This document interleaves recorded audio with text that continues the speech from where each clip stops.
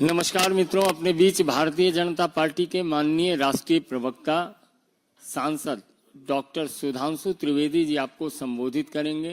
मेरा विनम्र निवेदन माननीय सुधांशु जी से है, आपको संबोधित करें। मित्रों, हमारी सरकार ने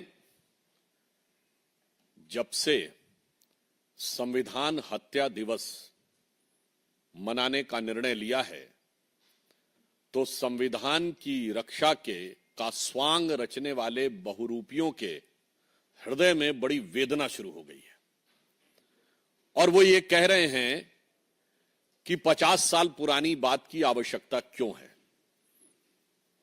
जो लोग खुद सीधे 80-85 साल पीछे जाकर ये दावा करने लगते हैं हर बात में कि आजादी की लड़ाई उनका वन एंड एक्सक्लूसिव कॉपीराइट था, वो उस स्वतंत्रता संग्राम में बलिदानियों के बलिदान के बाद पाई हुई स्वतंत्रता के साथ क्या किया, ये आज की पीढ़ी को जानने की आवश्यकता है। बहुत स्पष्ट रूप से मैं देश की जनता को याद दिलाना चाहता हूं, क्योंकि आज की डेट में जो लोग 60 या 62 वर्ष से कम आयु के हैं, उनकी लिविंग मेमोरी में या उनकी जीवंत स्मृति में आपातकाल का विषय नहीं है। आपातकाल वो था, संविधान की हत्या क्या होती है यह समझने की आवश्यकता है। पॉइंट नंबर 1, देश के सभी नागरिकों के अधिकार समाप्त कर दिए गए थे, सभी मूल अधिकार समाप्त कर दिए गए थे। यहां तक कि कोर्ट की प्रोसीडिंग में यह भी बात आई है कि आपके स्वतंत्र घूमने का अधिकार और जीवन का अधिकार भी समाप्त था। इस प्रकार की भी समाचार और सूचना आई थी कि अगर कोई किसी को गोली भी मार दी जाए और पुलिस कुछ भी कर रही हो तो मिलॉर्ड आप सिर्फ देखते रह सकते हैं। पॉइंट नंबर 2, यदि आपको पुलिस पकड़ ले जाए तो आप कोर्ट में नहीं जा सकते थे। DIR और मीसा 2 ऐसे रूल थे, डिफेंस ऑफ इंडिया रूल और maintenance of internal security act, जिसके तहत आपको कोर्ट में जाने यानी बेल के लिए, बेल मिलना एक चीज है, बेल के लिए अप्लाई करने का अधिकार नहीं था। Point number 3, defence of India rule इस पॉइंट पर भी लग सकता था कि अगर किसी सार्वजनिक स्थल पर खड़े होकर आप सिर्फ इतना बोल दें कि इंदिरा गांधी की सरकार हटानी है, इतने में आपको इस प्रावधान के तहत जेल में डाला जा सकता था, जिसमें आप बेल के लिए भी अप्लाई करने के हकदार नहीं थे। पॉइंट नंबर 4, सारा विपक्ष जेल में था। पॉइंट नंबर 5, सिर्फ राजनीतिक नेता नहीं थे, 1.25 लाख से 1.5 लाख लोग, आम जनता और राजनीतिक कार्यकर्ता 18 महीने जेल में रहे। तो विषय सिर्फ इतना साधारण नहीं था। पॉइंट नंबर 5, 38वां और 39वां संविधान संशोधन करके सरकार के किसी भी निर्णय पर न्यायिक समीक्षा का अधिकार समाप्त कर दिया गया था। यानी न्यायालय सरकार के किसी भी निर्णय की कोई टीका टिप्पणी समीक्षा नहीं कर सकता था। और पॉइंट नंबर 6, संविधान की प्रस्तावना, जिसे बाबा साहब अंबेडकर ने संविधान की उद्देशिका, प्रीएम्बल ऑफ द कॉन्स्टिट्यूशन, जिसे संविधान की आत्मा कहा था, उस संविधान की आत्मा को बदल दिया गया था। उसमें सेकुलर और सोशलिस्ट वर्ड डाल दिया गया था, तब जब विपक्ष पूरा जेल में था। इसलिए, और यह क्यों किया गया था, यह भी ध्यान देने की आवश्यकता है। छत्तीसगढ़ के मुख्यमंत्री जी का एक प्रसिद्ध बाइट है जिसमें वो कह रहे हैं कि इंदिरा गांधी जी में साहस था, इसलिए उन्होंने आपातकाल लगाया। और पॉइंट नंबर 6 के बाद पॉइंट नंबर 7, मामला सिर्फ इतना नहीं था, देश से ऊपर एक नेता को कर दिया गया था, इंदिरा इज इंडिया कर दिया गया था। तो ये कांग्रेस के 7 कृत्यों के 7 जवाब हमें आज चाहिए। संविधान की 7 तरीके से हत्या करने वाले लोग। और इंडिया इज इंदिरा का नारा कांग्रेस के तत्कालीन राष्ट्रीय अध्यक्ष देवकांत बरुआ का था और इजराइल हमास पे संघर्ष पे प्रस्ताव पारित करने वाली कांग्रेस वर्किंग कमेटी ने आज तक आपातकाल की आलोचना करते हुए, इंदिरा जी की आलोचना करते हुए और डीके बरुआ के इस वक्तव्य की निंदा करते हुए प्रस्ताव नहीं पारित किया है। अगर आप ऐसी किसी चीज पे प्रस्ताव पारित कर सकते हैं, मुझे दिखाएं वो सीडब्ल्यूसी का कहां प्रस्ताव है कि हमने माफी मांगी, हमने निंदा की और देश से ऊपर एक नेता को कर दिया। और यह विचार प्रेरित कहां से था? मैं पहले भी बोल चुका हूं सदन में और आपको रिपीट करता हूं कि 1934 में नाजी पार्टी का न्यूरेमबर्ग में कन्वेंशन हुआ, जिसमें नाजियों की बड़ी प्रसिद्ध फिल्म थी ट्रायम्फ ऑफ द विल। उसका मंचन कराने के बाद हिटलर के राइट हैंड आदमी रुडोल्फ हेस ने एक नारा लगवाया था, Hitler is Germany and Germany is Hitler. ठीक वही भाव, Indira is India and India is Indira. इसलिए संविधान की हत्या क्या होती है यह समझने की आवश्यकता है। और मैं एक और बात कहता हूं, यह तो सिर्फ उसकी पीक थी, यह हुआ क्यों था? महत्वपूर्ण बात यह भी है, यह हुआ क्यों था? आज शिवसेना के एक नेता संजय राउत जी ने यह कहा है कि आपातकाल इसलिए जरूरी था कि एनार्की हो गई थी। मैं पूछना चाहता हूं इंडी गठबंधन के लोगों से कि जयप्रकाश नारायण के नेतृत्व में हो रहा वह पवित्र जेपी आंदोलन एनार्की था? मैं लालू प्रसाद यादव जी से पूछना चाहता हूं, अखिलेश यादव जी से पूछना चाहता हूं कि आपके पिताजी मुलायम सिंह यादव जी एनार्की के हिस्से थे? सत्ता लोलुपता में आज अपने ऊपर आप अराजकता का स्टैंप भी लगाने को तैयार हो गए। और अब मैं बताना चाहता हूं कि वो एनार्की क्या थी, ये इमरजेंसी लगी क्यों थी। भारत के इतिहास में एक ही उदाहरण है जब किसी प्रधानमंत्री को चुनावी धांधली और चुनाव में भ्रष्टाचार का दोषी पाया गया। श्रीमती इंदिरा गांधी को इलाहाबाद उच्च न्यायालय के द्वारा, यह आरोप नहीं था, न्यायालय के द्वारा दोषी पाया गया और इस कारण से उनकी सदस्यता समाप्त कर दी गई। वो सुप्रीम कोर्ट गई, सुप्रीम कोर्ट ने कहा कि सदस्यता तो रहेगी परंतु आपकी सांसद के रूप में कोई काम नहीं कर सकती, 6 साल लड़ने प्रतिबंध था, आप सदन की कार्रवाई में भाग नहीं ले सकती, वोटिंग नहीं कर सकती। तब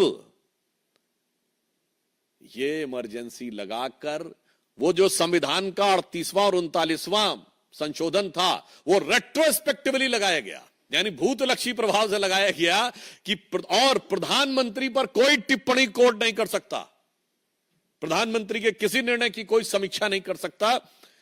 इसलिए संविधान की उस घनघोर और दुर्दांत हत्या की स्मृति के लिए यह आवश्यक है। और यह क्यों हुआ यह भी मैं बता देता हूं। ऐसा नहीं कि सब कुछ सिर्फ 1975 में हुआ, उससे पहले। और मैं एक और आज एक गंभीर सवाल करना चाहता हूं। बहुत सी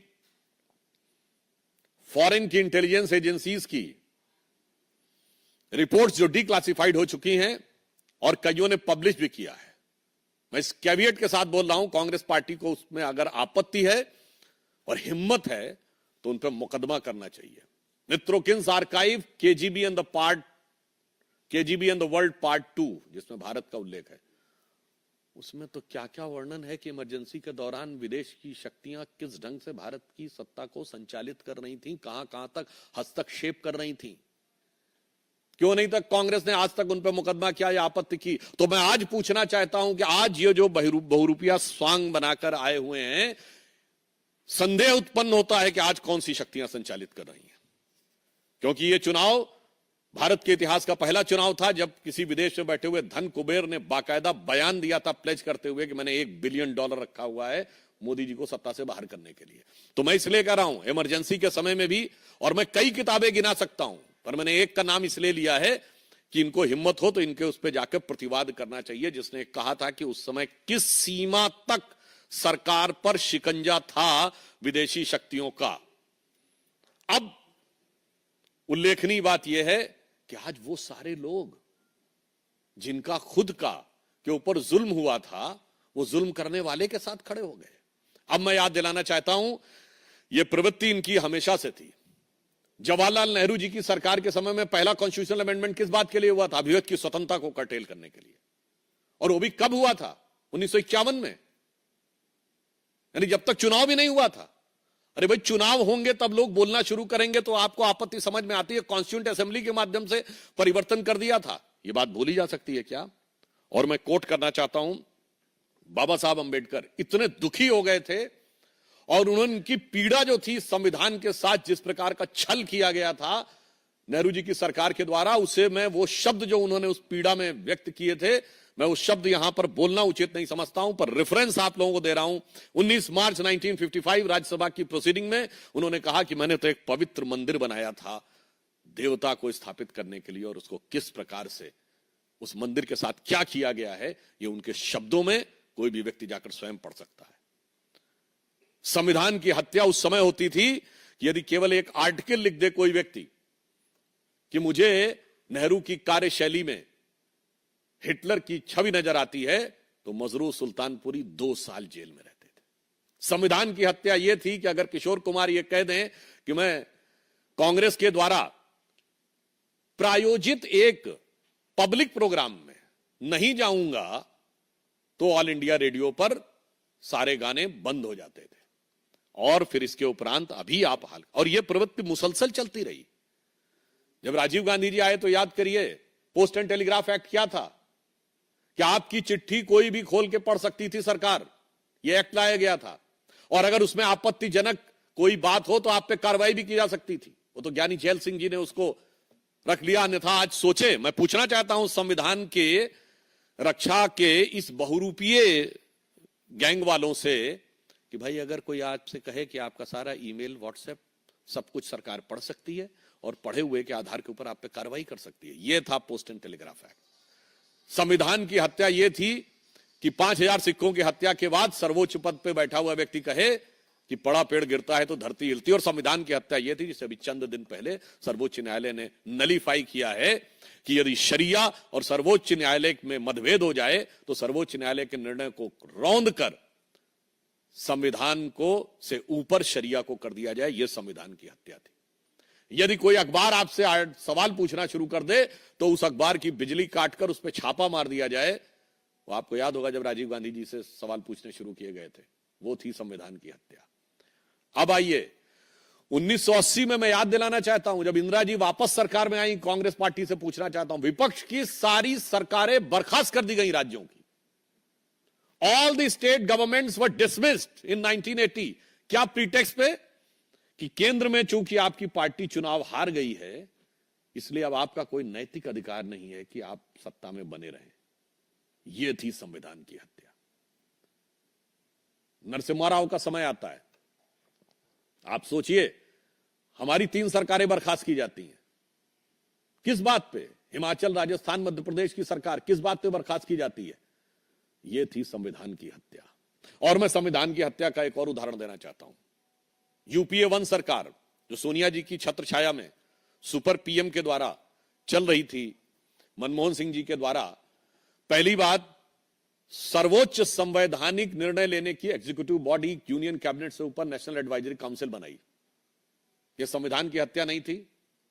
एनएसी के चेयरमैन का पद असंवैधानिक था, लोग भूल गए। मार्च 2006 में सोनिया जी को इस्तीफा देना पड़ा था ऑफिस ऑफ प्रॉफिट के मुद्दे पे, क्योंकि नेशनल एडवाइजरी काउंसिल का चेयरमैन का पद असंवैधानिक हो गया था। जब उन्होंने इस्तीफा दिया, दोबारा चुनाव लड़ी। इस बीच में यूपीए सरकार ने कॉन्स्टिट्यूशनल अमेंडमेंट करके एनएसी चेयरमैन के पद को ऑफिस ऑफ प्रॉफिट से बाहर कर दिया। यह थी संविधान की हत्या।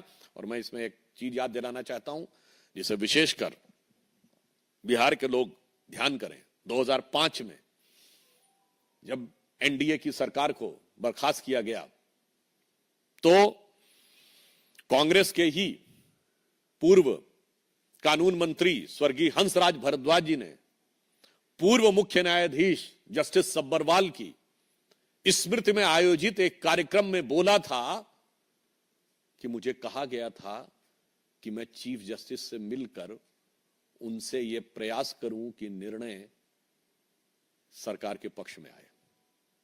यह कौन कह रहा है? कांग्रेस के तत्कालीन कानून मंत्री बोल रहे हैं। परंतु जस्टिस सब्बरवाल के से मैं मिला, मैंने उनसे चाय पिया, मगर उनका एटीट्यूड देखकर मेरा साहस नहीं हुआ। यह है कानून की हत्या की पहले असंवैधानिक तरीके से सरकार को बर्खास्त करो और आप ये भी याद करिए, उस समय बिहार के राज्यपाल बूटा सिंह जी थे, सर्वोच्च न्यायालय का कमेंट किया था। मैं कोई टिप्पणी कर रहा हूं, इतना घातक कमेंट है कि यह थी संविधान की हत्या। और मैं याद दिलाना चाहता हूं, डॉक्टर एपीजे अब्दुल कलाम ने अपनी किताब द टर्निंग पॉइंट में लिखा कि उनसे मॉस्को में साइन करवाए गए थे, वो इतने दुखी थे कि लौट के आने के बाद उन्होंने अपना इस्तीफा देने का मन बना लिया और इस्तीफा उन्होंने तत्कालीन उपराष्ट्रपति भैरों सिंह शेखावत जी को भेजा। जब यह बात पता चली, मनमोहन सिंह उनसे मिलने के लिए आए और ये बात डॉक्टर कलाम ने अपनी किताब टर्निंग पॉइंट में लिखी है और उनसे अनुरोध किया डॉक्टर मनमोहन सिंह ने कि कृपया आप ऐसा ना करें, अन्यथा सरकार गिर जाएगी। और डॉक्टर कलाम ने कहा कि प्रधानमंत्री के इस प्रकार की याचना पर मैंने भारी मन से वह इस्तीफा वापस लिया। यह है संविधान की हत्या। इसलिए मैं बताना चाहता हूं, और उसके बाद यह सिलसिला सिर्फ यहीं पे नहीं रुका है, उसके उपरांत अगर आप आगे बढ़ते चले जाएं तो आज जब इनकी सरकार आ भी जाती है राज्यों में, तो क्या होता है? आज जिस ढंग से जरा सा विरोध में लिखने वाले लोगों के ऊपर कार्रवाई हो रही है, वो क्या है? वो तो एक पक्ष छोड़ दीजिए। मैं पूछना चाहता हूं, संविधान यह कहता है कि संसद के द्वारा पारित कानून के विरुद्ध कोई राज्य की सरकार कार्रवाई नहीं कर सकती, यह उसकी बाध्यता है। सीएए संसद के द्वारा पारित कानून था। इंडी गठबंधन की राज्य सरकारों की विधानसभाओं ने सीएए के खिलाफ प्रस्ताव पारित किया कि हम नहीं मानेंगे। यह है कानून की, यह है संविधान की हत्या। केंद्रीय एजेंसियों को काम नहीं करने देंगे, यह है संविधान की हत्या।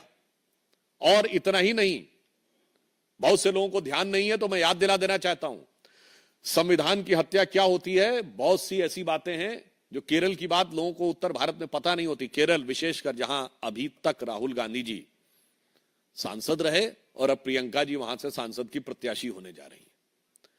मार्च 2006 में केरल की विधानसभा ने एक सर्वसम्मत प्रस्ताव पारित किया कि कोयंबटूर हमले के मुख्य आरोपी अब्दुल नसीर मदनी, जो तमिलनाडु की जेल में है, उसे रिहा कर दिया जाए। विधानसभा ने प्रस्ताव पारित किया है और 117 के 117 एमएलए, सारे कांग्रेसी और सारे कम्युनिस्ट ने प्रस्ताव के समर्थन में वोट किया है। यह संविधान की हत्या नहीं है कि संवैधानिक संस्था के द्वारा एक आतंकवाद के आरोपी के पक्ष में प्रस्ताव पारित होना। यह नहीं है कि बयान देना, कॉन्स्टिट्यूशनल अपरेटस का उपयोग। और इसलिए हम यह कहना चाहते हैं कि जब जब इनके हाथ में सत्ता आई है, तब तब संविधान की हत्या हुई है। जितनी इनके हाथ में सत्ता आई है, अगर राज्य में आई है, तो उतनी संविधान की हत्या की गई है। और 1975 उसका सबसे गहरा और काला अध्याय है। यह तो भारत की जनशक्ति की, भारत की लोकतंत्र की शक्ति की प्राण शक्ति थी, जिसने उसके ऊपर विजय प्राप्त करने में सफलता हासिल की। इसलिए मैं कहना चाहता हूं कि कल तक जो संविधान को की हत्या के मुसलसल गुनहगार हैं, कल तक संविधान की हत्या के जो मुसलसल गुनहगार हैं, वही आज संविधान बचाओ के फर्जी झंडा बरदार हैं। धन्यवाद। कंटिन्यूअस, मुसलसल, मुसल मतलब पूरा, मुसलसल मतलब कंटिन्यूटी, निरंतरता में। आनंद।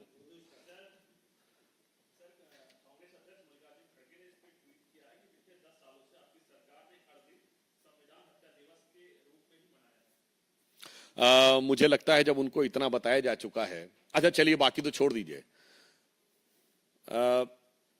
खड़गे जी सदन के पटल पे खड़े होकर बोल चुके, मैं तो जो हूं सोनिया जी की वजह से हूं। ये बताइए, नेता प्रतिपक्ष बड़ा है या सांसद बड़ा है?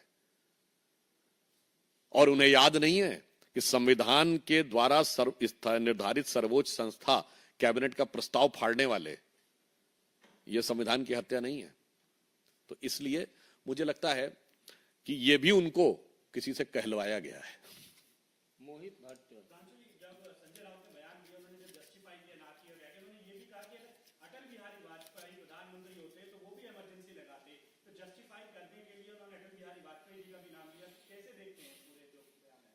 ये हास्यास्पद और विडंबनापूर्ण है। अटल बिहारी वाजपेयी जो स्वयं जेल में रहे, वो कह रहे हैं कि वो लगाते। और वैसे एक बात बताऊं आपको, जब इमरजेंसी खत्म हुई थी तो उसके बाद रामलीला मैदान में एक रैली हुई थी।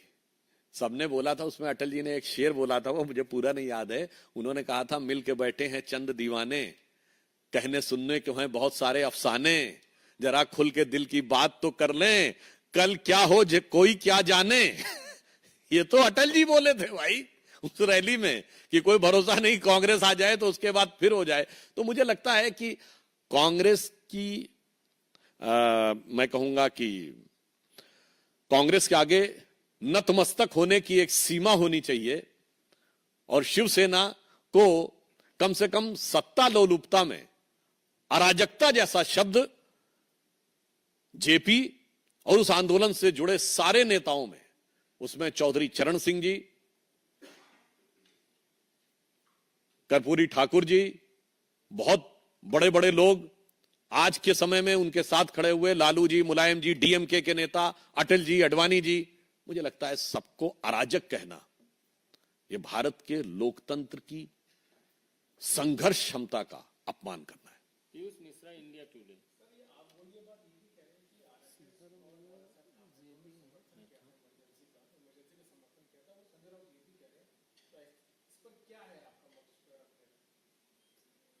अगर उनको 50 साल पुरानी बात याद है और 90-93 में क्या कहा था, इतना भूल जाते हैं। उसके बाद यदि आप बात करने का प्रयास करते हैं तो स्वर्गीय बाला साहब ठाकरे जी के विचार 1990 में क्या थे कांग्रेस के बारे में, 95 में क्या थे, 2000 में क्या थे, 2005 में क्या थे, और अब तो वीडियो अवेलेबल है कि क्या थे। मुझे लगता है, मैं सिर्फ आज उनसे बात कहना चाहता हूं कि वो सिर्फ ये बता दें कि जेपी अराजक थे क्या, और वो ये बता दें कि बाला साहब ठाकरे के बारे में जो कांग्रेस ने कहा, श्री कृष्णा कमीशन की रिपोर्ट में कैसी अपमानजनक बातें कही गई हैं, क्या वो उन बातों के लिए कांग्रेस से क्षमा मंगवाए हैं, या उसके बाद भी उनके सिजदे में सर झुकाए हैं। ठाकुर रविंद्र सिंह जी ने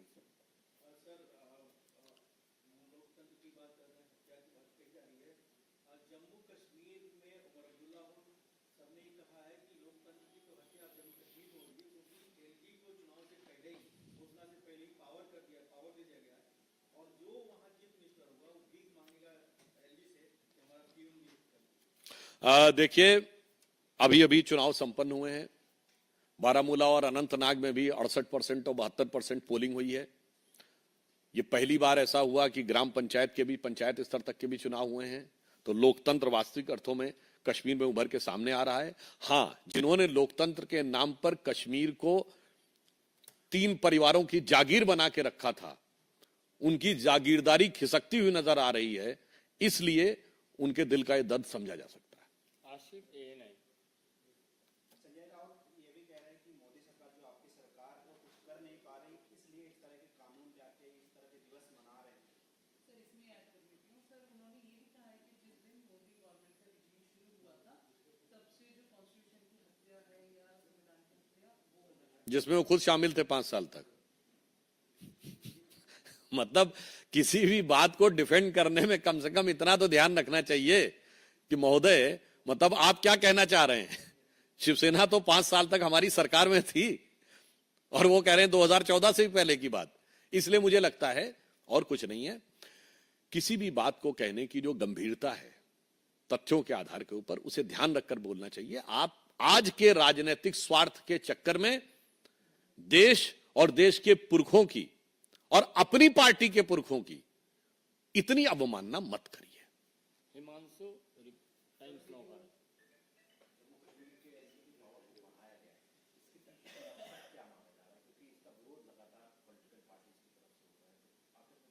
नहीं, जम्मू कश्मीर अब एक केंद्र शासित राज्य है, तो केंद्र शासित राज्य में जिस प्रकार की शक्तियां एलजी के हाथ में होती हैं, सिर्फ संविधान की उसी व्यवस्थाओं के अनुरूप ही यह कार्य किया गया है।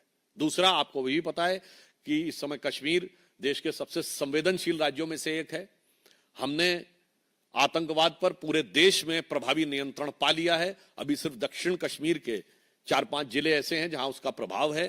तो उस संवेदनशीलता को भी ध्यान में रखकर यह निर्णय लिया गया है। तो यह निर्णय पूरी तरीके से संवैधानिक व्यवस्थाओं और राष्ट्रीय सुरक्षा को ध्यान में रखकर लिया गया है। इसमें कोई राजनीति गौरव न्यूज 24।